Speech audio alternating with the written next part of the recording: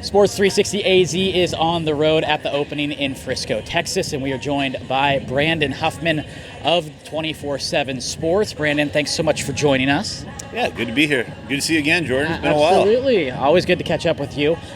So let's look at these Arizona guys. Two representatives, Jack Miller, who had very limited participation so far, and then Lathan Ransom. Let's start with Jack Miller. Obviously, didn't see the field for very long before he stepped out due to injury, but just what have you seen him do to progress over the past couple of years? Well, I think you're seeing a guy that there's a reason Ohio State came all the way out to the West Coast to pursue him as a quarterback, got an early commitment, and has stood pat on that commitment. I think he's got the size, he's got the arm strength, he's got all the tools to be a Big Ten quarterback, and I think that, this is Ryan Day's kind of his first real guy. Obviously, he was offered and committed to Urban Meyer, but Ryan Day is riding with him, and I think that's probably something that he's going to enjoy being a part of. This is Ryan Day's program. He gets to be part of that class that he gets to put a stamp on. I'm sure he's probably a little bit disappointed that he's not getting to work out because the team that he was lined up to play for has a few Ohio State receiver commits on that squad. So whether Jack Miller is able to play or not, he's at least sitting there watching those receivers going, man, it's gonna be fun to get the ball to those guys in Columbus. So it's a bummer, but last year Jaden Daniels, who's not Arizona State, came down, got hurt the first day of practice, didn't get to participate the rest of the week, and ended up being a finalist for the State Player of the Year. So it didn't affect him long term, and I think that's where Jack was at. Don't do something this week that could damage you, that ruins your senior year. And I think he took the wise choice to give up something that's this big, but knowing that he doesn't want to hurt his team in the fall. Lathan Ransom has always been known as a bit of a thumper, a big hit guy, but it seems like he's more and more of a complete player each and every season. Just how have you seen him kind of rise up the ranks to become that complete player? Yeah, he's the number 2 safety in the country right now. He's in the conversation to keep going up. I think he is clearly the class of safeties out west. It's a fantastic DB class, and I think he gets overshadowed at times in his own state by some of the DBs that are up in the Phoenix area.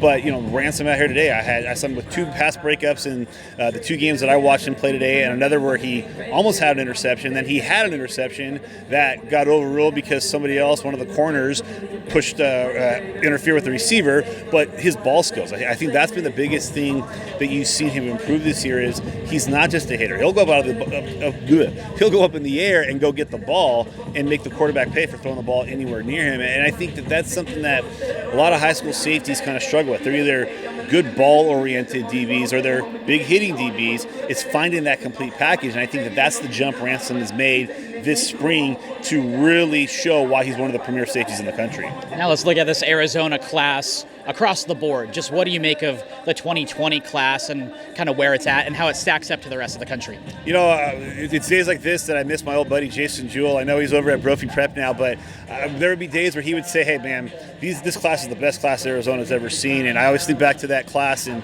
I think 2009 with Devon Kennard, and you had Taylor Luan, and you had other guys in there. This class has kind of the making of that with the DBs you have in the state between Lathan Ransom and Kelly Ringo, Jacoby Covington. You've got an offensive lineman who, because of basketball, we haven't really gotten to see on the circuit.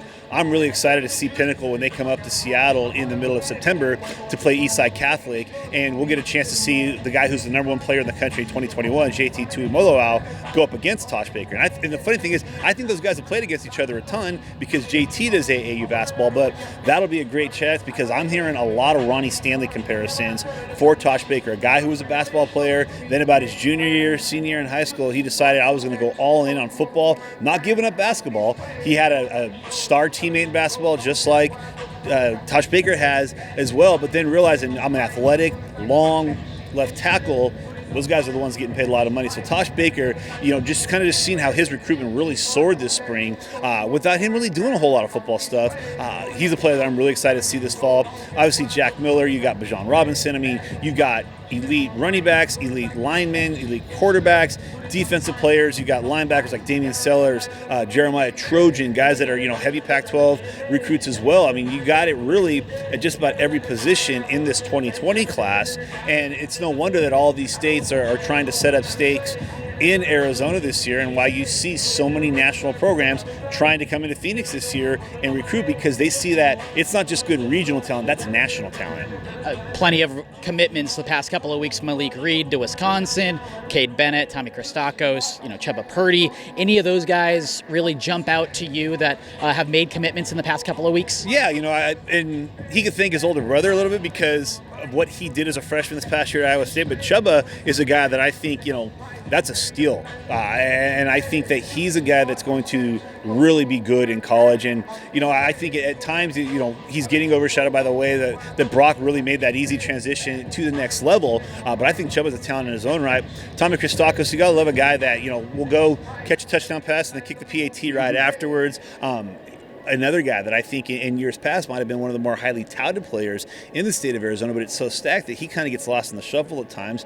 Malik Reed's another one. I think guys like Malik Reed, Damian Sellers, they're really talented, but they're just not getting the attention that some of these other guys are. Malik Reed goes to a school that those are the players that they live on. Those guys that were every bit as talented as the other guys on their team or in their area, but maybe were not quite as highly recruited as those guys. So they go to Wisconsin with a chip on their shoulder, and then the next thing you know, Wisconsin's playing in a New Year's Day Bowl like they always seem to do, going and playing for Jim Leonard out there. I think that's a great fit. I know that Nebraska loved him. I know UCLA wanted him, and he's going to Wisconsin. And again, if you're Arizona and you're Arizona State, you want to stop seeing those guys leave. You got to give a compelling argument for those kids to stay home, because I think Arizona, and I think you're seeing it more in California, those kids are willing to leave. And when you have the talent like they do in Arizona, that's why national programs are coming in, because the guy, with the exception of, some of the early commits to ASU, most of those guys you mentioned, they're heading out of state. And that's something that the Pac-12 as a whole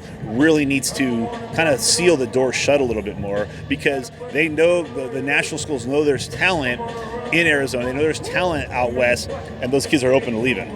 Brandon Huffman, he is the best in the business. Appreciate the time as always, and make sure to keep it right here at Sports 360 AZ for all your recruiting news.